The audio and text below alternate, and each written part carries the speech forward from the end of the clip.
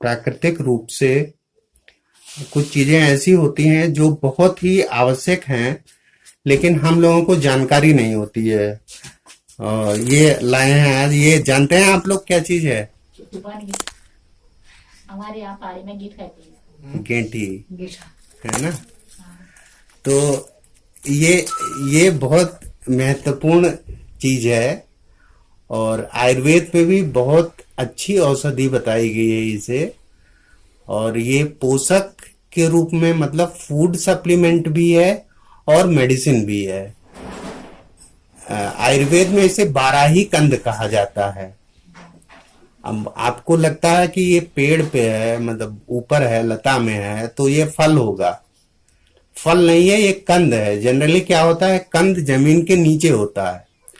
तो कंद की जितनी वैरायटीज बताई गई हैं उसमें एक ये कंद ऐसा है जो कि जमीन से ऊपर होता है, इसीलिए इसे एयर पोटैटो बोलते हैं। ये आलू की तरह दिखता है और आलू की ही एक प्रजाति मान सकते हैं। और इसका जो वैज्ञानिक नाम होता है, बॉटनिकल नेम होता है, डायस्कोरिया बल्बीफेरा होता है। बल्ब की तरह होता है, इसलिए इसको ऐसा बोलते हैं। और ये हमारे पहाड़ पर कुपोषण की समस्या को भी दूर कर सकता है। अब मैं इसमें बता रहा हूं जो जरूरी पोषक तत्व होते हैं, मिनरल एलिमेंट्स होते हैं, इसमें आयरन, कैल्शियम, पोटेशियम, फास्फोरस और जिंक की बहुत अच्छी मात्रा पाई जाती है। जो हम लोग आयरन की, फोलिक एसिड की, कैल्शियम की टैबलेट्स देते हैं, वो नुकसान भी शरीर को पहुंचा सकती हैं। लेकिन ये चूंकि प्राकृतिक है, इसमें जो केमिकल्स हैं वो नेचुरल हैं, इसलिए इसको अगर हम देते हैं, इसकी सलाह देते हैं इसकी खाने की, और अलग अलग तरीके हैं वो मैं भी बताता हूँ किस तरह से इसको प्रयोग किया जा सकता है। और अभी सर्दियां आने वाली हैं, आप अपने बुजुर्गों से पूछेंगे तो वो लोग बताएंगे ये बहुत पहले प्रयोग होता था। पहले लोग इसको खांसी की दवा के रूप में और तमाम तरह की पेट की बीमारियों में, पेचिस आदि में ये बुजुर्ग हमारे यूज करते थे। हाँ, गांठ वगैरह में ये यूज करते थे। लेकिन अब हम भूल गए हैं और खत्म भी हो रहा है। तो सबसे बड़ी बात है, अब देखो ये हम नोच के ले आए हैं, है ना। अब ये तो बेकार हो गया। तो हमें ऐसा करना है कि इसकी खेती करें हम। कोई बहुत ज्यादा परेशानी नहीं है। कोई भी आपके यहाँ पेड़ है, हाँ, उसके ऊपर लगा दिया, आप चढ़ जाएगा वो। तो कहीं जंगल से उखाड़ के लाने के बजाय वो जंगल का खत्म होगा। आप अपने घर में लगाएं। अब यहाँ भी गुरुजी वगैरह को मैंने बोला है, 2-3 साल से खूब लगाया है, ये वहीं से मंगवाया है। खूब इस समय खूब बड़े बड़े हो रखे हैं गेटी। तो आप अपने घर पे लगा सकते हैं इसको। और इसका स्वाद बिल्कुल बिल्कुल आलू की तरह होता है। और इसमें जो शुगर होता है, जैसे आलू में तो शुगर होता है, खूब अच्छी मात्रा में स्टार्च होता है। वो स्टार्च हम एडवाइज करते हैं कि जो शुगर के रोगी हैं, डायबिटीज के पेशेंट हैं, इसको ना लें। लेकिन इसमें जो शुगर होता है वो फोर्टिफाइड होता है, यानी कि वो शुगर की मात्रा को एकदम से नहीं बढ़ाता है। तो ये शुगर के पेशेंट्स को भी हम एडवाइज कर सकते हैं कि इसको, अगर आलू नहीं खा रहे हैं तो आलू के रूप में एयर पोटैटो यानी गेंठी को खाएं। तो ये एक तो सब्जी बना सकते हैं, थोड़ा कसैला होता है आलू तो कसैला नहीं होता है, कड़वा नहीं होता है, ये कसैला होता है। इसके कसैलेपन को दूर करने का भी तरीका है। इसको बनाने से पहले इसको नमक, अगर इमली होती हो तो इमली के पत्ते में भी थोड़ा सा उसको उबाल के, और उसमें अगर 2 घंटे डाल देंगे, या नमक के घोल में ही डाल देंगे 2 घंटे, इसको छोड़ दीजिए थोड़ा सा नमक का घोल बना के, तो 2 घंटे बाद इसका जो कसैलापन होता है वो बिल्कुल दूर हो जाता है। तो जैसा हम आलू की सब्जी बनाते हैं वैसे ही बहुत टेस्टी हम इसकी सब्जी बना सकते हैं। ठीक है, तो ये बच्चों में भी, धात्री महिलाओं में भी, गर्भवती महिलाओं में भी, किशोरियों में भी, सबके जो कुपोषण की समस्या है, आयरन सप्लीमेंट बहुत अच्छा है, कैल्शियम का सप्लीमेंट है अच्छा, इसमें फोलिक एसिड भी पाया जाता है, नियासिन भी होता है। तो ये एक ओवरऑल आपका हेल्थ सप्लीमेंट के रूप में भी काम कर सकता है।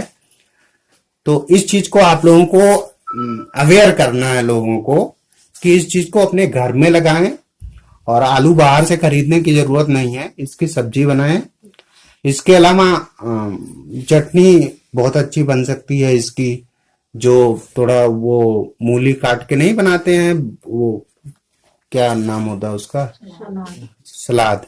सलाद में भी इसको पतले पतले काट के मूली की जगह पे इसको मिला के उसका प्रयोग कर सकते हैं। ठीक है, और इसको आंच में, जैसे पहले हमारे बुजुर्ग लोग इस्तेमाल करते थे आग में पका के, तो हाँ उसको उसको खा सकते हैं। तो जितनी भी आपकी आजकल तो बहुत समस्या हो गई लोगों को खांसी की, और बहुत कई लोगों को तो बहुत पुरानी होती है नजला, पीनस वगैरह, राइनाइटिस वगैरह, जुकाम वगैरह की समस्या बहुत पुरानी हो जाती है। तो उसमें भी बहुत फायदेमंद है ये, उसमें भी इसका प्रयोग कर सकते हैं। तो गर्म ठंडियों की सीजन अभी आ रहे हैं तो लगभग सभी को परेशानी होती है, तो इसको वही आंच में पका के इसका प्रयोग कर सकते हैं। और इसका जो छिलका होता है वो भी बहुत यूजफुल होता है। आप जो छिलका निकालेंगे और इसके पत्ते, ये बहुत सारे साइंटिफिक रिसर्चेज में भी ये बहुत अच्छा एंटी माइक्रोबियल है, एंटी माइक्रोबियल और एंटी कैंसरस भी होता है। हालांकि अब यहाँ तो आप कान ढूंढोगे, लेकिन बहुत बढ़िया एंटी माइक्रोबियल होता है। और किसी भी प्रकार के घाव में, वुंड वगैरह होता है, स्किन की प्रॉब्लम होती है, खुजली है, डर्मेटाइटिस वगैरह, उसमें इसके पत्तों और छिलकों का पेस्ट बना के और उसको आप लगा सकते हैं। तो इसका छिलका भी फेंकने की जरूरत नहीं है, इसका छिलका भी प्रयोग कर सकते हैं और हम पत्तों का भी प्रयोग कर सकते हैं। तो बहुत बढ़िया ये एंटीसेप्टिक होता है, यानी वुंड हीलिंग प्रॉपर्टी, घाव को भरने की बहुत अच्छी प्रॉपर्टी होती है।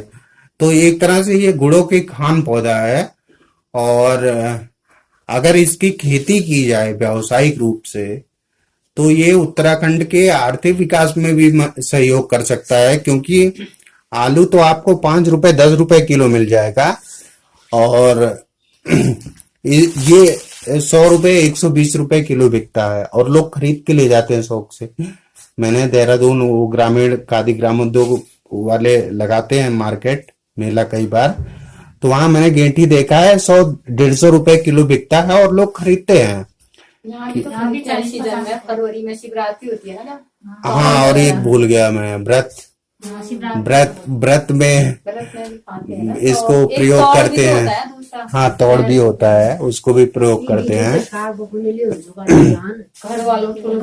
हाँ, तो इसको भूलिए मत, इसको जो बाप दादा और सब लोग, हाँ, तो इसको भूलिए मत, इसको याद रखिए। इसको तो लोग इसलिए भूल गए ना, आजकल फास्ट फूड है, चाउमीन है, ये चीज इस वजह से भूल वो तो नुकसान, रुचि खत्म होगी। हाँ, वो नुकसान। इसको उस तरह से बनाइए ना, उसको टेस्टी बनाइए, इसको भी उस तरह बनाया जा सकता है। तो वैसे घास लाते हैं, वैसे काट के फेंक चाउमीन खाना नहीं भूलते, इसको भूल जाते हैं। सही बात है, बढ़िया से ले खुश हो जाएंगे। तुझे भी किताब पढ़ो बोलोगे चाउमीन खाओगे तो पढ़ जाएंगे। खैर सही बात है, लेकिन इसको भी टेस्टी बनाया जा सकता है, इसको टेस्टी बनाए, है ना। और आप जैसे उबाल के अच्छा होता है। हाँ, बहुत बढ़िया। वही लोग इसका प्रयोग अब मुझे तो मिल नहीं पाता, मैं पिछले साल तो मैंने वहाँ सतगढ़ से मंगाया था 2-3 बार, और महेंद्र दास से बनवाया मैंने स्पेशली। हमारे घर में कोई बनाते ही नहीं है, सतगढ़ में तो बहुत था पहले। हाँ, पहले नहीं। के लोग तो रोज शाम को एक जगह बैठे खाते थे, बल पुरानी लोग ये हाँ, मैं क्यों नहीं होंगे ताकतवर? सही बात है।